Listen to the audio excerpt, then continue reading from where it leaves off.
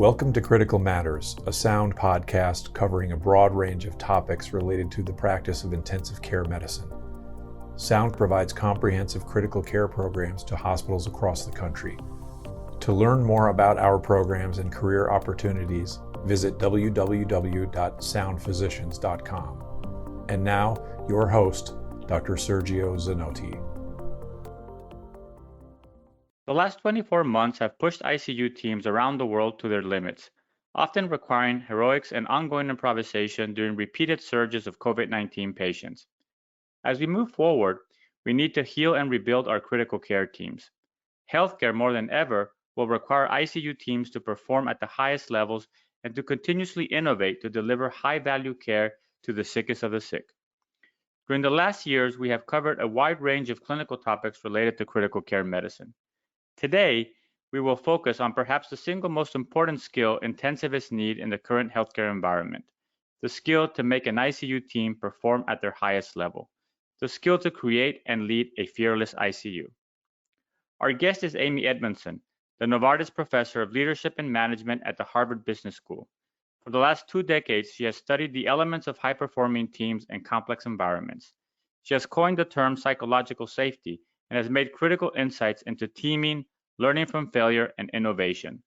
She is the author of several books, multiple academic papers, and a regular contributor to the Harvard Business Review.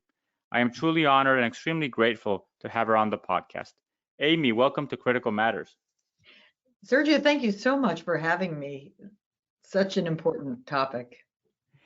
Absolutely. And I would like to ask you to start, what would you define as a fearless ICU or a fearless intensive care unit? Well, maybe I'll first say what it's not. It would not be a reckless intensive care unit.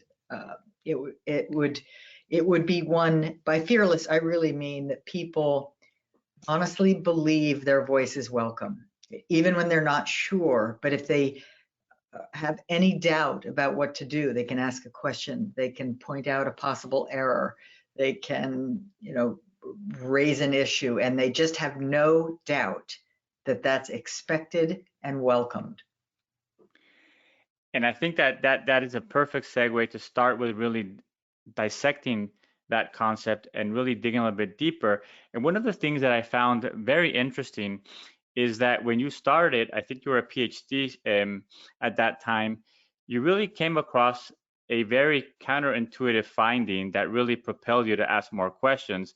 And I want you to explore that by answering a simple question. If all you knew about 2 ICUs was the following: ICU A reports 5 to 8 safety events on a monthly basis, and ICU B reported 2 safety events in a whole year. Which one would you prefer to be part of or be a patient at? And I why? want to be a patient at the ICU that's reporting multiple events every week. And why? I know that's counterintuitive because you sort of wouldn't we want to be in the one that's event-free? Here's how I see it. I think that the work that goes on in an intensive care unit is by definition complex, uncertain, and interdependent.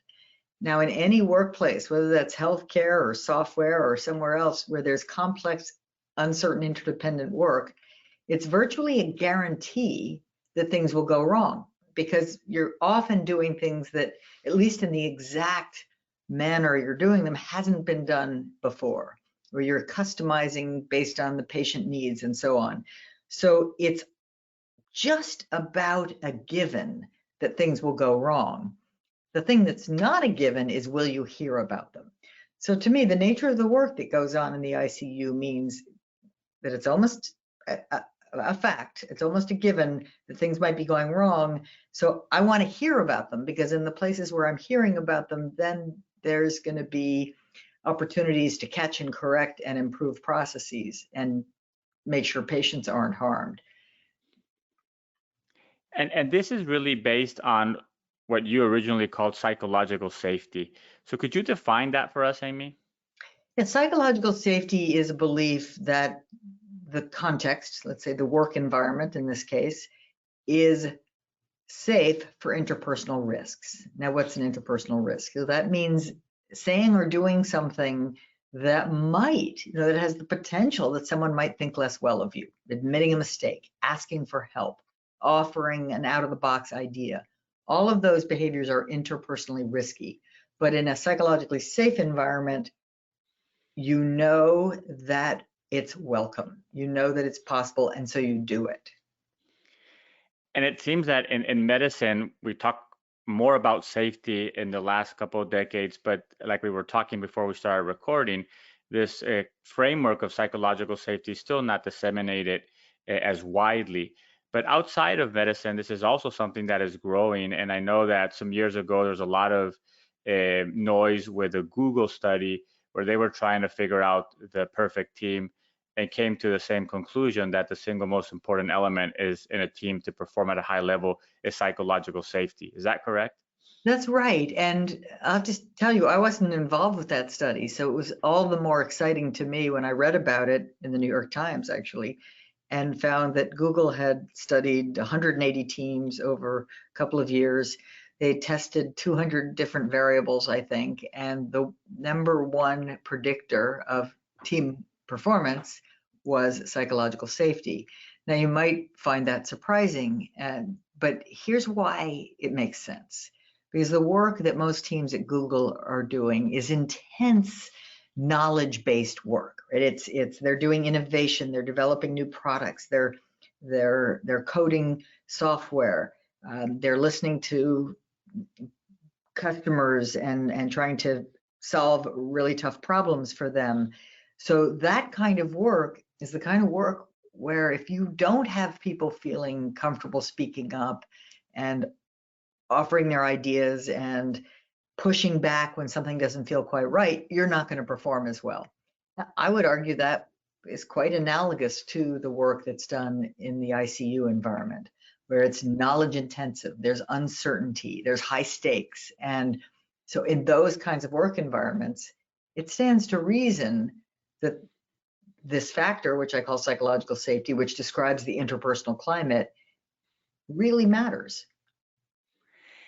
And it's interesting that obviously Google is looking at performance from a business perspective, but there is, from what I understand, and you've studied some of this literature to support the idea that in the healthcare environment, specifically as we talk in this podcast about the ICU, psychological safety is associated with perhaps even more important aspects of performance, which is patient safety and patient outcomes. Could you comment on that? Well, yes. In fact, one study in the ICU environment I did with Ingrid Nemhart, who's a professor at Wharton, who was then a PhD student, and we were studying 23 NICUs, and all of them were actively engaged in quality improvement work.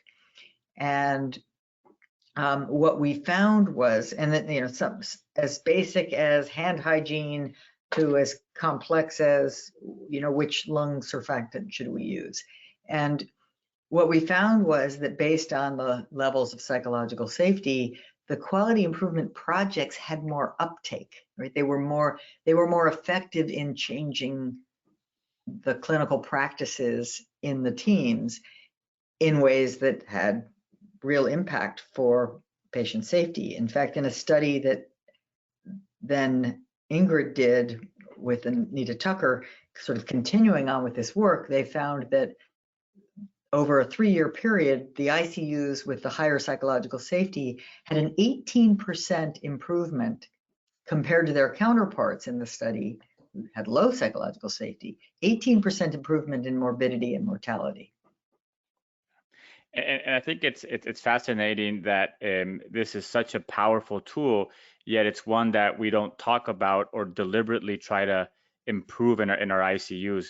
And one of the things that I note a lot on a daily basis when I'm rounding or I'm observing other clinicians is that creating a culture of psychological safety, it might be very difficult, it might have challenges, but destroying psychological safety seems to be awfully easy, and I see it every day. Yes, Can you give us some examples of how we can destroy psychological safety, and then maybe we can dig into more of a framework of how to promote it? Yeah, what you say is absolutely right. There's a huge asymmetry it's of course a lot like trust, where it can be destroyed in a minute and take time to build back up. But you can certainly destroy psychological safety if someone asks a question and you say, especially if you're the attending and the person asking, let's say they're a respiratory therapist in the unit, and you say, that's a stupid question.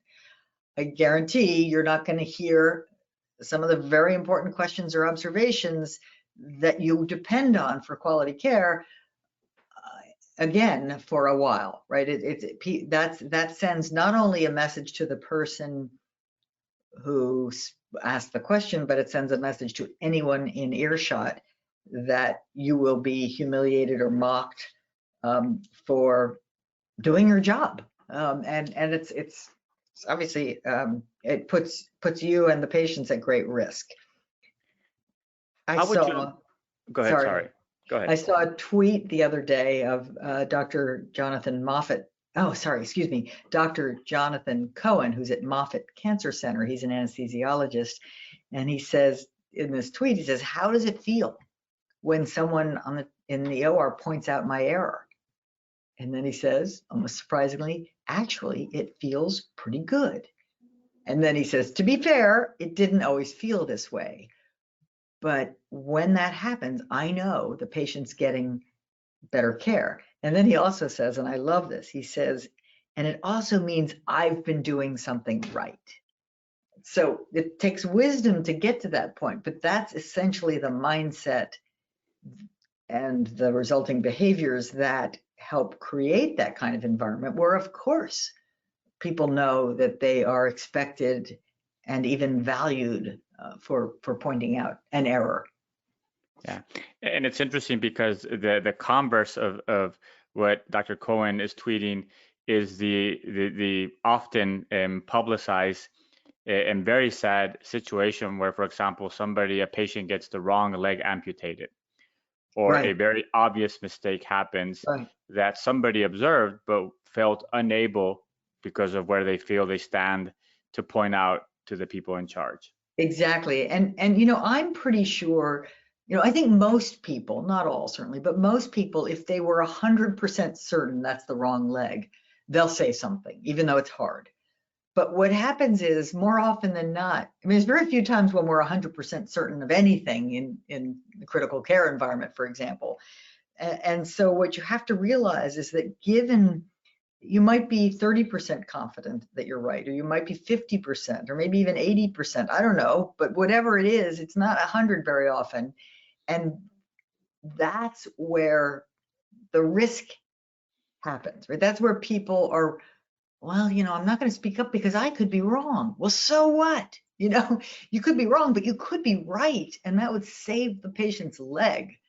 But we don't think that way in the moment because there's a fundamental asymmetry between speaking up and staying silent. If I'm speaking up, I might be wrong, I might be belittled, but I might be helping the patient. But that's such a big might. And how confident am I will not vary. And when would that happen? Well, a little bit down the road, versus staying silent.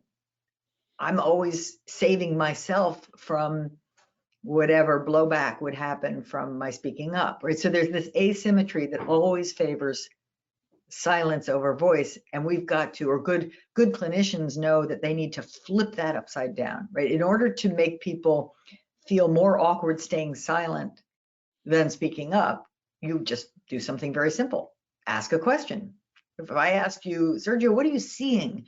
you'd feel very awkward just staying silent. Exactly.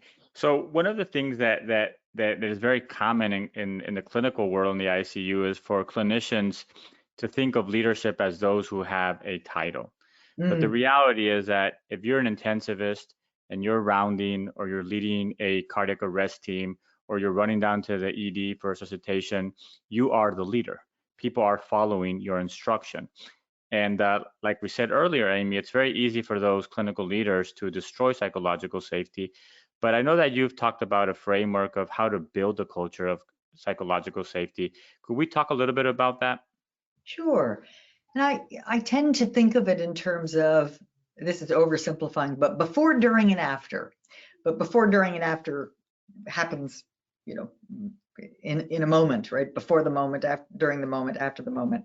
But the three types of behaviors, one type is stage setting, framing the work. I mean, being the kind of leader, as I've seen many good clinical leaders do this, who will frequently say things like, healthcare is by its very nature, you know, complex and error prone, right? Or they'll say things like, we've never done a procedure like this on this type of person before. Right? They're saying the kinds of things that just remind people, A, of what's at stake, and B, that we should be humble in terms of our own confidence about whether we have this, you know.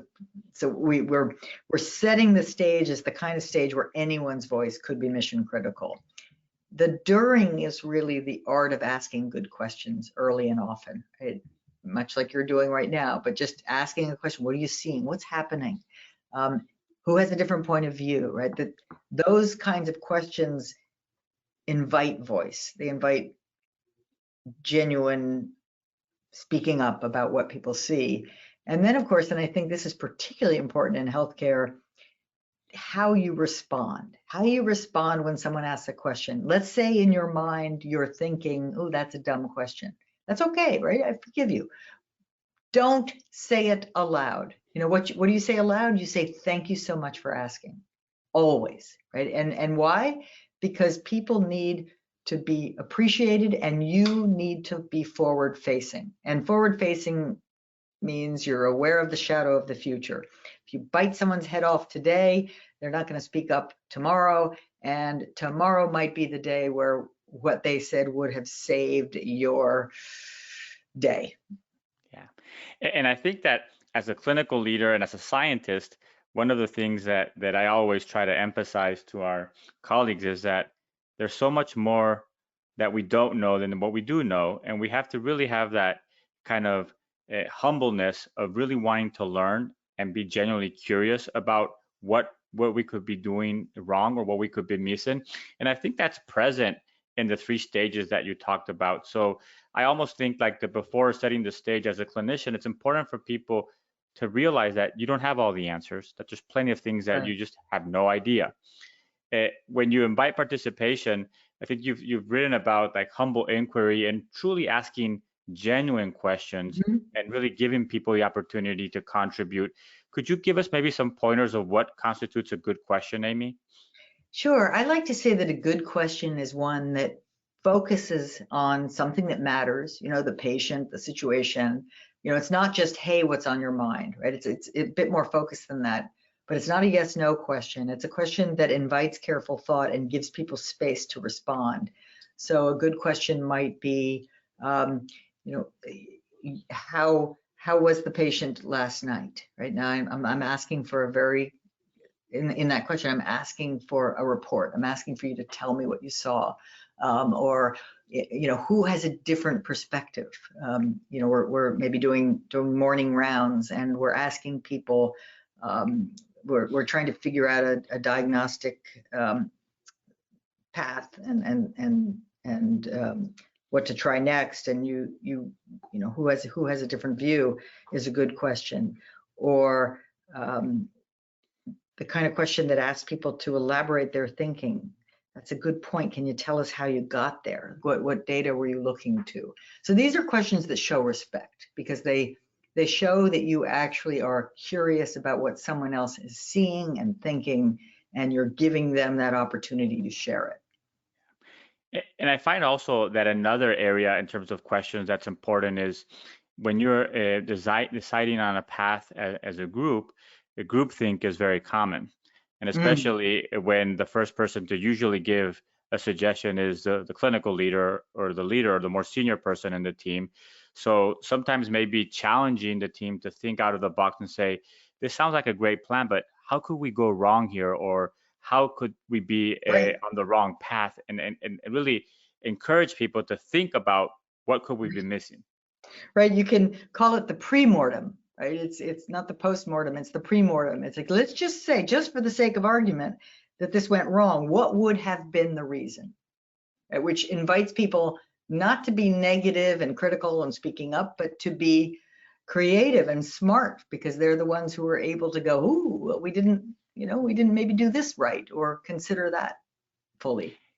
Absolutely. And the last section you talked about was after responding productively. What I find often, Amy, is that it's not so much that somebody thinks that it's a dumb question, is that the clinician feels threatened and becomes defensive when, for example, a nurse is suggesting that maybe there's a better way of doing this, or maybe there's something else that they should be doing. And that is probably one of the most difficult tensions to manage, but is one that's very common. Could you talk about, I guess it's like almost welcoming the messenger of bad news, right? And embracing that bad news. Yeah, I mean, it's the oldest phrase you can think of, which is don't shoot the messenger. And if you think about it, that's a pretty low bar. I mean, but it's normal. I mean, we don't shoot messengers, but it's normal to to express frustration or disappointment when someone is the messenger of bad news. And so we have to train ourselves to, in fact, appreciate messengers, right? It's like, wow, thank you so much for letting me know, or thank you for the clear line of sight. Thanks for asking. Right? It's just appreciate the messenger and then dig into the message to figure out where do we go from here. So it's the same idea of appreciative and forward-looking. And in terms of responding productively, there's also an area that I wanted you to touch on, because a lot of times people, when they hear the definition of psychological safety, might immediately think that it's a very lax culture that doesn't have high standards. And I think that part of responding productively is to recognize that some behaviors need to be dealt with in a way that's very firm. Absolutely. Thank you so much for asking that, because psychological safety is not an anything goes environment. It's an environment, it's an environment where people feel able to speak up.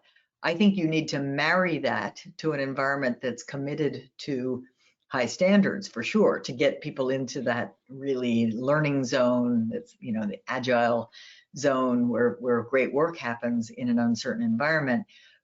But it's a little bit paradoxical, not intuitive to everybody, that in fact, when you sanction problematic behavior, you don't make it less safe, you make it more safe, more psychologically safe, and more patient safe, right? So if people behave badly, if they are disruptive or belittling or bullying, that needs to be called out.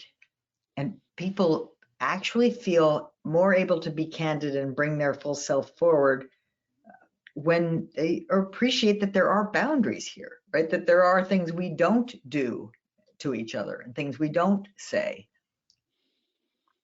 And I think that dealing with the bad apples is always important, because it also, I think, reinforces that culture of psychological safety, in terms that there are certain behaviors, like you said, that should not be allowed if the team is really trying to move forward and perform at a high level for our patients.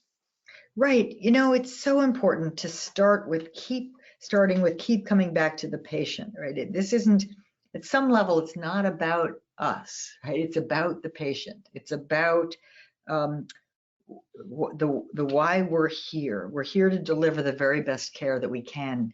And because of the context being critical care, that's a really hard thing to do, because there will often be uncertainty.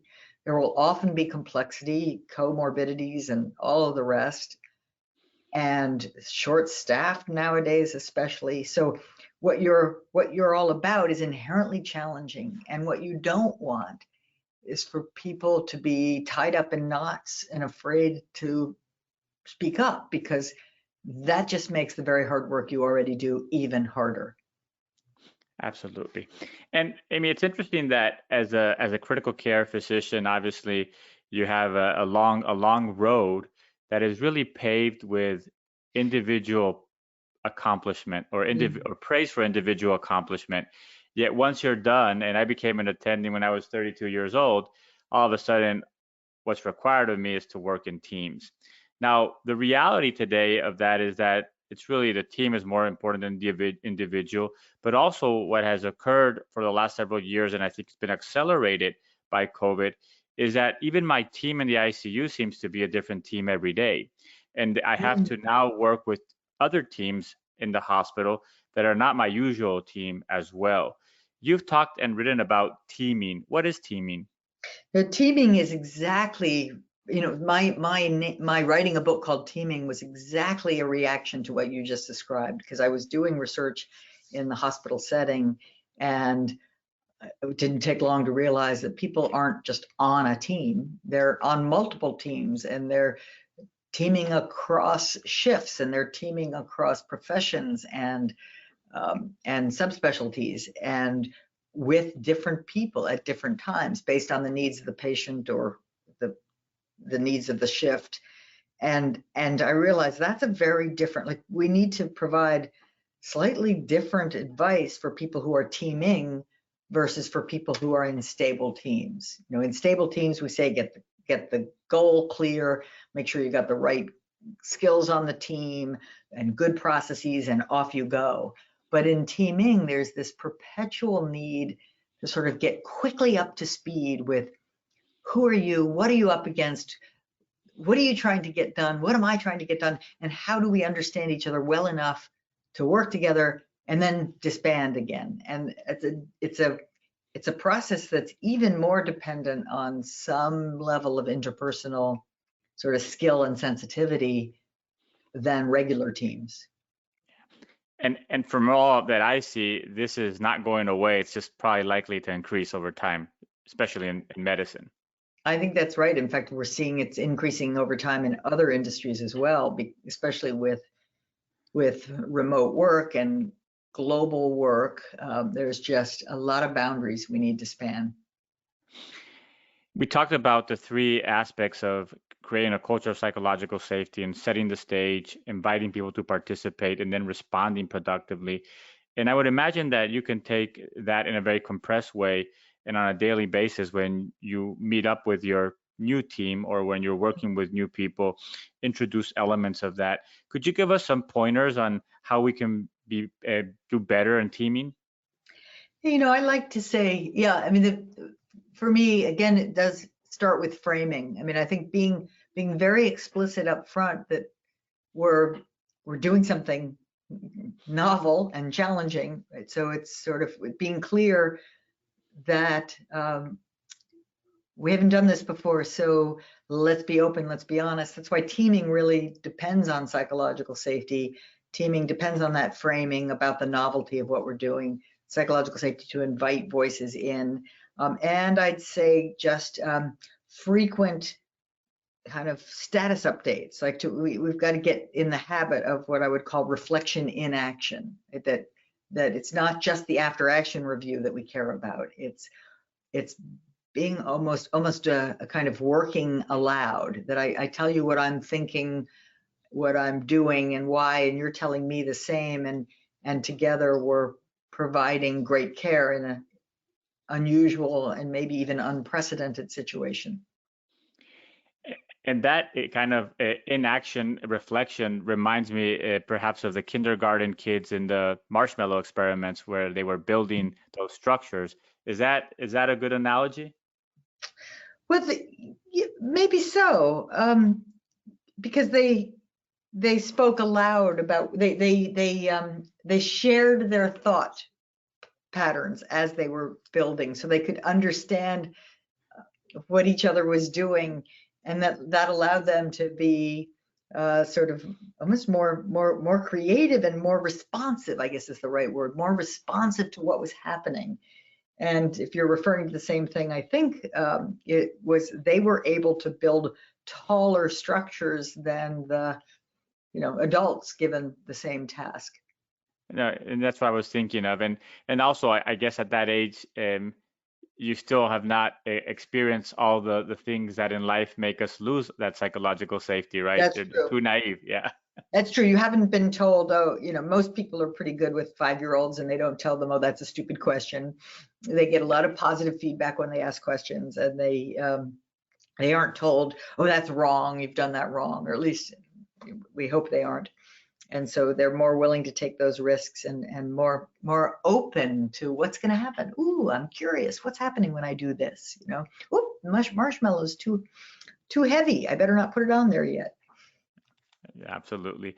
Well, and I think that obviously the idea of creating the environment where people can feel safe, can give ideas, can ask questions is really something that we need to be deliberate about on a daily basis. But another area that I wanted to touch with you today, Amy, is failure. Unfortunately, as physicians, we don't tolerate failure very well, and we really measure all our decisions based on the outcome and not the process. And I think that really hinders our ability to learn because we have still not figured out that there's a lot to learn from failure and that there's different types of failure. Could you talk a little bit about this aversion to failure or our relationship with failure? Why is it so difficult?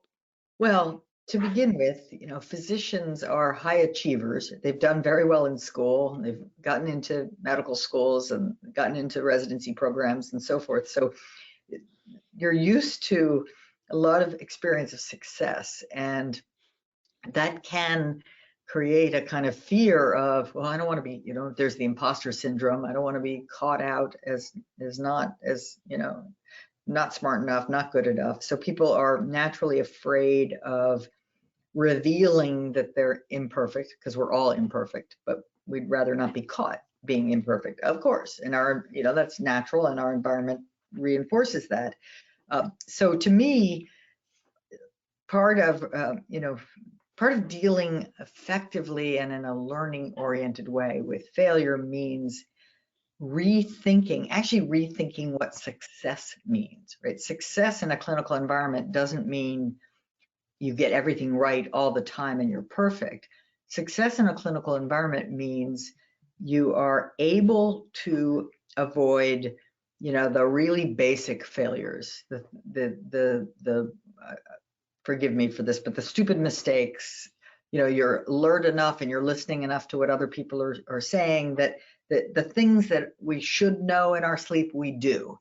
You're able to anticipate the Swiss cheese failures, the complex failures, the lining up of a bunch of factors that never happened in that exact way before, that, let a problem go all the way through and actually impact a patient. If you're aware, you're alert, you're vigilant, you're teaming, you're talking to people and asking for them to be speaking as well, you are better positioned to catch and correct the things that go wrong, because let's face it, things will go wrong. The only question is, do you catch and correct them? Do people speak up about them? So, and then the in the laboratory or in clinical trials, that other setting where we embrace the necessity of failure when we're trying to develop new information, new therapeutics, new knowledge. And so success isn't about being perfect and getting everything right all the time. Success is about minimizing basic failures to near zero, anticipating complex failures so that you can catch and correct before patients are harmed. And then offline, when we're not in a position to hurt somebody, experimenting in thoughtful ways to keep expanding our knowledge base. And I think that that's what you've called intelligent failure, Yep. which obviously still applies to the ICU, because we might be doing research or during Right. COVID, we're trying to figure out new ways of taking care of patients. And there, the goal is to learn and improve, but Exactly. you have to be able to learn from failure. But before we talked about learning, I guess, from failure, really it's about building that culture, which in medicine is very common, unfortunately, which is who did it, who's to blame, versus understanding what really happened. Right. And that is something that is just, deeply ingrained in clinicians from the time they do their first morbidity and mortality report, where basically you do a mea culpa. And when I was a resident, the answer always was that we will all try harder next time. But we didn't really learn that much. Could you talk about what we need to do to facilitate learning from failure? But just pause for a moment to think about the difference between those two questions. One is who did it. The other is what happened. It's a profound difference right there. And yet they're going to, in theory, they're both intent upon getting to the bottom of the event so that we improve and don't ever have that exact same thing happen again, right? The intent was the same, but the impact is very different. And I think intuitively you can appreciate that the impact is different. Who did it and immediately inspires defensiveness, makes it difficult and in some cases near impossible to speak up honestly, because if you speak up honestly, you're going to get blamed, you're going to be the culprit, and no healthy human being wants to be that.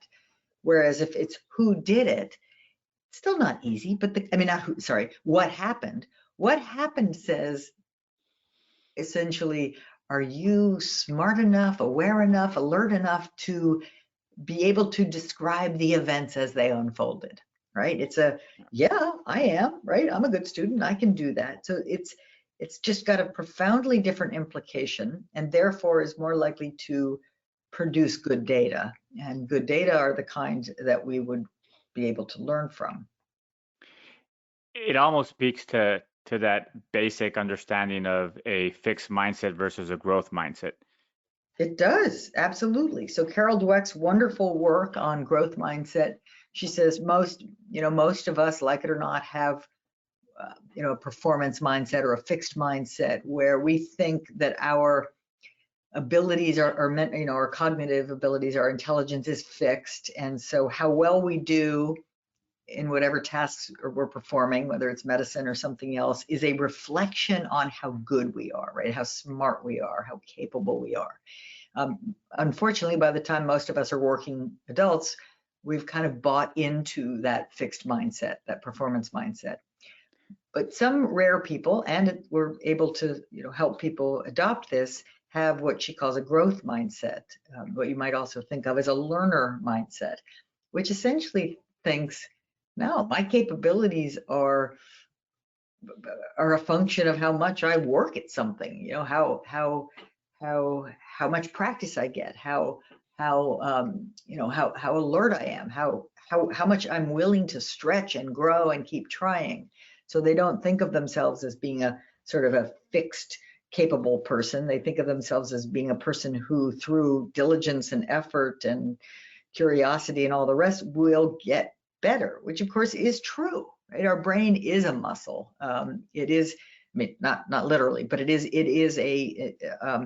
is something that improves with diligence and effort and learning. Absolutely. And one of the things that obviously we've talked about and touched on and also recognized is that COVID has taught us this, but also as we move forward in healthcare and trying to really be patient-centered and create a value-based care, innovation will be required from our ICU teams. Yet most ICU teams, when they think of innovation, think of the latest drug, the new fancy ventilator. And I think it's much more than that. How do you think of innovation, Amy? That's such an important issue, Sergio. Innovation is not the latest gee whiz technology. Innovation is anything new and useful. And during COVID, from afar for me, but from close up for you, we saw lots of innovation, right? In the early days, nobody knew, you didn't know quite how to treat people or how to set up your processes or where patients should go, or how to, in some cases, how to quickly create an ICU out of a floor space or even a hallway space in some cases. So there was lots of innovation real time as we figured out what this disease was and what were the options. And as those experiments were unfolding, you were observant and you noticed what worked better than other things. And then after a while, that created a set of practices that people tried to adhere to. And so innovation is and it's generally a team sport, and it's something that anytime you are developing new and better ways of doing something, you're innovating. Absolutely. And it seems that in order to innovate successfully, it starts with psychological safety. In today's environment in the ICU, it required teaming and ultimately really trying to learn from failure.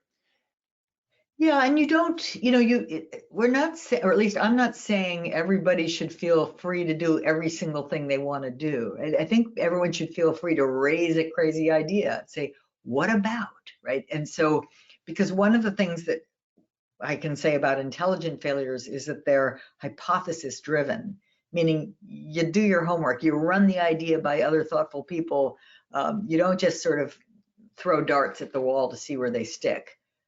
You think about it a little, and you carry out those experiments in as small a scale as you can to be meaningful enough to learn, but not so, you don't throw lots of time and resources at something that might not work. You throw a little bit of time and resources at something that might not work. And in the post-COVID world, it seems that there's going to be a lot of growth required for critical care and for hospitals in general. You've written about learning from startups. And as we close, could you explain the S-curve applied to an ICU or a hospital? It's funny you should ask, because I was just thinking about that from your prior question. But the S-curve is a famous model in business that says, and particularly applies to startups, but it also could apply to any, a new project or something. But let's think of it from a startup perspective. Let's say you are an entrepreneur, you have an idea, you have some idea that you could offer some value that customers will pay for, and you pull some colleagues together, right? You found a company, and there's lots of energy, lots of experimentation. People are utterly unafraid, to speak up and to experiment, because everybody knows we don't know how to do this yet. So there's all this energy and all of this creativity.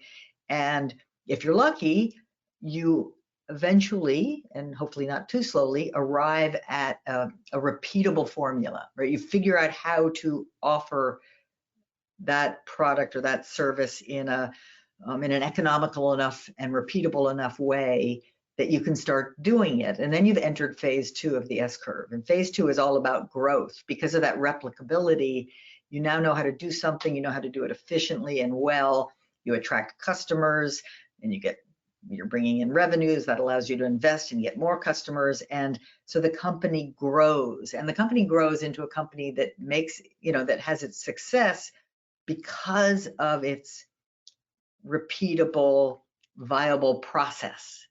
But over time, markets change, customer preferences change, new technologies come along, whatever it is, all formulas for success eventually hit a wall where they're no longer working. And so then you have to recognize that. You have to recognize maybe customers are less enthusiastic, or the growth is slowing down, or what have you.